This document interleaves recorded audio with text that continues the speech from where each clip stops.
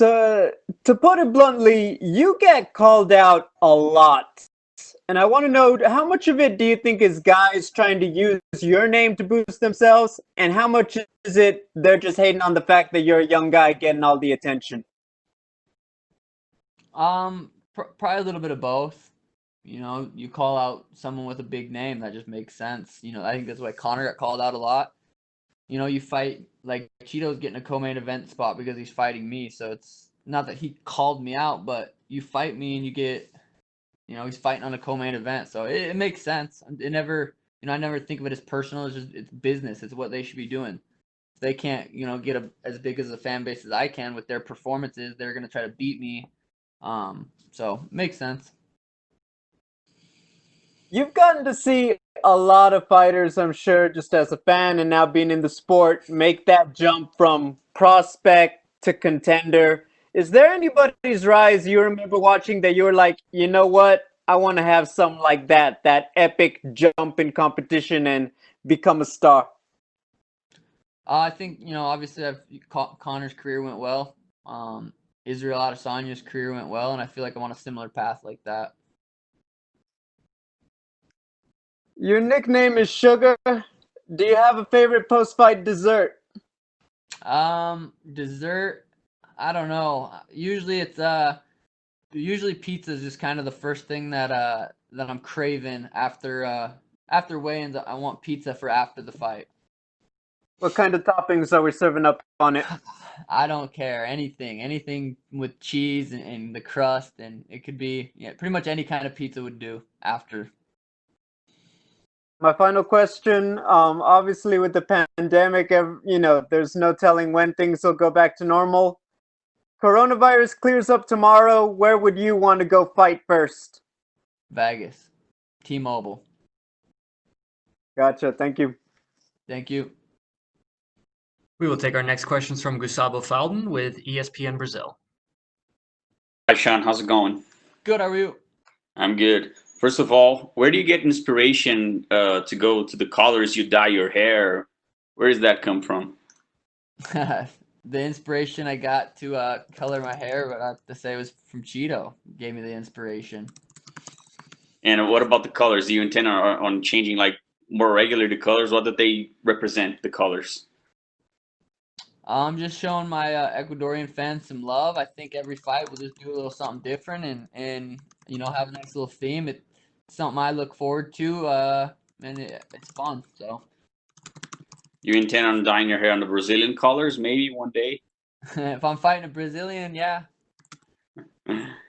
And some people have compared you to Conor McGregor, your fighting style, maybe your chest tattoo. What do you think about that? Do you think that you do inspire yourself on Conor? Do you see yourself similar in fighting styles? We're pretty similar in fighting styles. We knock people out in the first round, and we aren't afraid to say how we feel the fight's going to play out. We have similar styles. We're explosive strikers, and I knock people out in the first round, and he knocks people out in the first round. So yeah, I think there's similarity there. And you said that you started on MMA because of the girls. Is that correct? Still reason I'm doing it. And what is do you have a girlfriend or not? Yep. What does she think about that? She's pumped. She's there's no issue there. And my last one, if you win your fight on Saturday, would you like request a top contender like Jose Aldo, maybe Marlon Moraes or Cody? Yeah, I think it totally depends how I go out there and finish Cheeto. I go win a decision. I don't get that next big fight name. I don't think. I could, because if I win a decision, it'll be a very impressive decision. But if I go out there and starch him, I think I get whoever I want. Okay, thanks, man. Thank you. And we'll take our next questions from Damon Martin with MMA Fighting. Sean, what's up, buddy? I know we talked before about the mental warfare and kind of how you're mastering that art with the hair, doing the Ecuadorian flag. Are you kind of having fun with that? And I know Cheeto said it doesn't bother him, but but you kind of enjoy that, just that little dig of the Ecuadorian flag in your hair. Yeah, I didn't think it would really bother him. If me changing my hair color got in his head, that might be too easy of a fight. I don't think it's gonna bother. I'm not doing it to get into his head. It's just for fun. The fans love it. The media, it's something to talk about. Last time I did my hair, it was, that was the whole fight week was about my hair. So, it's something to talk about, and it's just showing some love. When watching Embedded this week, before you left for Vegas, we saw the setup you have at your house with your Twitch setup, and you have the background with the Sugar Show and everything. Obviously your focus is fighting, and you've always said that to me. Fighting comes first, but you are treating this also as a business. I mean, how do you balance that in your head? Because you understand that doing the things you're doing are helping you get that attention. I'm sure eventually getting you higher contracts, better sponsorships, opportunities, things like that. But at the end of the day, you need to go out and win fights. So how do you balance that in your head? Yeah, there's a lot of free time being a professional athlete. Say you train twice a day, you still have a good amount of free time during the day, and I just capitalize on that with the Timbo Sugar Show podcast, with my Twitch stream, with my own little YouTube things that I do. It's you have a lot of free time, and I just capitalize on that, and you can make money doing all those things, and I enjoy doing all those things, so it just makes sense for me to do stuff like that. When you hear, some, whether it's fighters or whoever, complaining that you're getting so much attention and you're getting co-main events and things like that, do you feel like that other people just aren't taking advantage of the things that you're taking advantage of, like your Twitch stream, like all the things you're doing to get yourself the attention? Like it's not like you're doing it by accident. You're doing it to get the attention. Well, say I'm not streaming or doing anything I'm doing, but I'm still knocking people out. That's why I'm in the co-main event spot. Not because I stream, not because I have 1 million followers on Instagram, not because of anything else. It's because I'm knocking people out and putting their lights out. That's what it is. You knock out like I knocked out Alfred, made Snoop Dogg go crazy. I knock out Jose Quinones on my 2-year comeback. I knock out Eddie Wineland, opening up the big pay-per-view. It's not because I'm doing anything other than knocking people out. And last thing for me, Sean, when you get to this level where you are, on that path to stardom, and I think a lot of people would say you're already a star, but the flip side of that is with stardom also comes that fame, and we've seen a lot of people kind of crumble under that fame, whether it's getting in trouble outside the cage or just that spotlight constantly being on them, never having a moment of peace to yourself. How do you feel like you're adjusting to that part of life where you kind of know at all times you're under the microscope? Yeah, I think I'm doing good with it. It's not, if I want to not stream or not do the podcast or not make a YouTube video, I can stay home and not and get away from everything. So it does. I don't feel like I'm trapped in it. I feel like if I need to get away from it, I can. And I do enough to where I'm not too stressed out. But yeah, I think I'm handling it well, and I think I kind of was able to prepare for it those 2 years I was off. After that Andre fight, I got a little bit of notoriety and fame, breaking my foot and continuing to fight, and I think those 2 years off, I got to think a lot about it and understand that I have to just stay grounded, keep the same circle around me, and keep doing what I'm doing, and enjoy life and enjoy the little things in life to keep me humble. Thank you, Sean. Best of luck this weekend. Thank you. We will take our next questions from Augusto Niez-Gay from Somos MMA. Hi, Sean. How are you? Hi.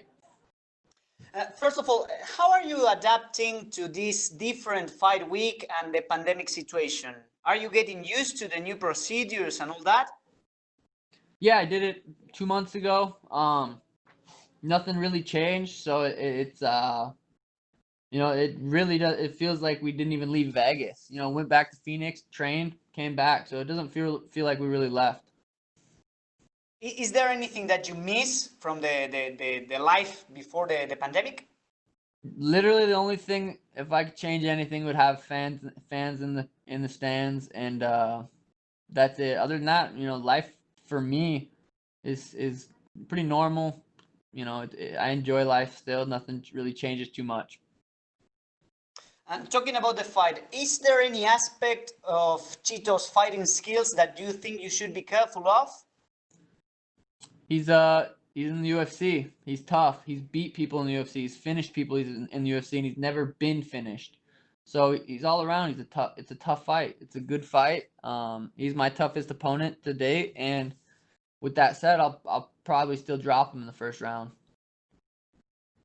Okay, and if you win on Saturday, when would you like to come back to the octagon? To be determined. We'll see. It depends how the fight plays out. Depends how healthy I am after. Depends who's coming off a win. It's too hard to say and for me to predict right now. And my last one, Merab Valisvili said a few moments ago that if both of you win your respective bouts on Saturday, a fight between you two would make sense. What do you think about that? We'll see. Okay, thank you very much and good luck on Saturday. Thank you. We'll take our next questions from Pablo Santamaria with Notima, Ecuador. Hello, Shang. How are you? Good. How are you? As an Ecuadorian, I want to ask you, why did you decide to paint your hair the color of the Ecuadorian flag? For you. Many people see it as a provocation for Cheeto, but others think that you're showing respect not only for Cheeto, but for the whole country. Yeah, it's just they're cool colors, and it just happened to play out that we went with those colors. I'm just showing the Ecuadorian fans some love. I get messages all the time, and just showing some love. You want to send some message or say something to your Ecuadorian fans? I love you guys. My hair is the color of you guys' flag, so that's a sign of respect. I'm showing the love. Someone, you guys got to go for someone after I bust up Cheeto. Might as well go for me. Okay, talking about the fight, do you think Cheeto is going to try to take you down, or he's going to keep the fight on the field? Yeah, he's gonna try to take me down. He's a black belt in jiu-jitsu, and I knock people out. So I think that it's a striker versus grappler matchup. So yeah, absolutely. I think he's gonna try to push me up against the fence, trip me, and work on top. So what is your prediction for the fight? Do you think you will be the first person to finish Cheeto? Yeah, absolutely. I think as fast as a starter as I am and as slow as he is, I think that equals a first round knockout. Okay, thanks, Sean. Yep. Amazing job on YouTube and all the stuff you are doing. So good luck on Saturday. Thank you very much. And we will take our next questions from Sumik Dada with Sports Kita. John, hope you're doing good, man. Right. So for this fight, you've had a different training camp of sorts. You said that you got your own cage now. So how has been this training camp different with everything that's going around right now? I'd say it improved a lot of things. It made it more like a boxing training camp where it was all individualized for specifically me for specifically August 15th. So, if anything, it's been the best camp I've ever had. So has there been any significant changes to the camp given the change of surroundings? Instead of grappling at a jiu-jitsu gym or hitting mitts on the mats, we've done all of our training in the cage. I got a cage, we put it in a warehouse, and we've done all of our sessions in there, and it's the same size as the Apex cage. So I think that was very beneficial. So ever since you made your return to the UFC, things have gone by at a pretty fast pace for you.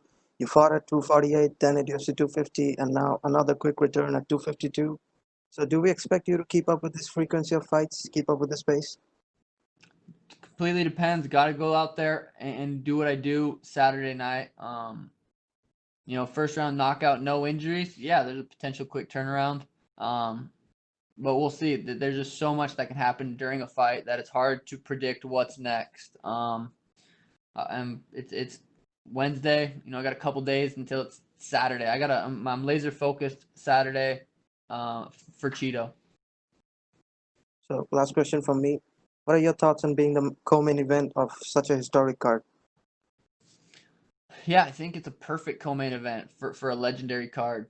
Stipe DC is the biggest trilogy fight ever at heavyweight, the baddest men in the world. So to fight right before them it's insane. It's going to be something to look back on and have it's going to be an awesome memory. Well, I look forward to the Sugar Show this Saturday, and good luck to you, sir. Thank you. And we will take our next questions from Adrian Gallardo with Vavel, Argentina. Hello, John. Hello. How are you? Good, how are you? My first question is, what do you think about being the co-main fight in this great event? Is it something important for you? Yeah, usually I don't really care where I'm at on the card. I kind of in my head I'm always the main event, but for this card it's a little different. Stipe DC is the main event, and I'm the main event right before it. So it's a sweet card to have two main events on. Perfect. What do you think about Ecuador, about Chito Vera? And is this another fight for you, or this is a really important one? I didn't understand the question. Sorry. What was that? What do you think about Chito Vera? What do you think about this fight? Is a really important fight for you, or is another one? Yeah, Marlon's a extremely tough opponent. He's won his last 6 fights with 5 finishes. He's never been finished. Ton of UFC experience. He's been the distance a lot. He's won decisions. He's lost decisions. So he's extremely experienced. But he's never fought someone like me. Anytime I fight someone, they're never gonna have fought someone like me. They're just. I think I'm gonna be too much for him, and I really do believe there's certain levels to this game. Obviously, there is, and I feel like I'm on a different level than him, and I get to go out there Saturday night and prove that. Perfect. In case of winning, if you win the fight of the Saturday, what do you want for your career? Well, after I win this fight, I think just fighting someone that's gets me closer to the belt, it makes sense, and I think it depends on how I win this fight as well. Okay, and the last question, a fun question. What is your favorite video game at the moment? You have a great fan you have a Twitch channel. You are a great fan of the video games. What is your favorite video game? What is my favorite video game? I would have to say at the moment it's Call of Duty, Search and Destroys. With the Twitch fam, it's something I pretty much play every single day. Not right now, I don't have my setup, but Call of Duty, Search and Destroy right now would be my favorite video game. Okay, Sean. Good luck for the Saturday. Thank you. And we will take our last set of questions from Jose Ignacio Cruz. Sean, do you hear me? I do. How you doing, buddy? Nice to talk to you. Good. How are you? I'm doing great. I'm actually quite thankful. I'm the one that sent you an email a few weeks ago asking for some time with you, and now we got here, so I'm quite stoked. Let's start with something around the fight. Everybody's talking about on social media about you maybe not able to compete high-level opponents to this point in your career, and the matchup with Cheeto comes as a really big, the first real big test for you. What do you say to all the naysayers out there that feel that maybe you're not prepared to the upper echelons of the division? I don't think much of it. I think Cheeto's top 10 guy, and I go out there and put his lights out, fight someone who's next, and there's not much thought that goes into what people say about me as far as the negative ones. The positive one, I enjoy that, and I those are from the fans that I love, and the negative stuff, it doesn't bother me. Cheeto's a dangerous opponent, and he's he's respected in the UFC, so getting a win over him will probably quiet a lot of the naysayers. I could go out there and knock out Peter, and there's still going to be guys that are saying yeah but so don't really pay much of attention to the negative stuff. I see.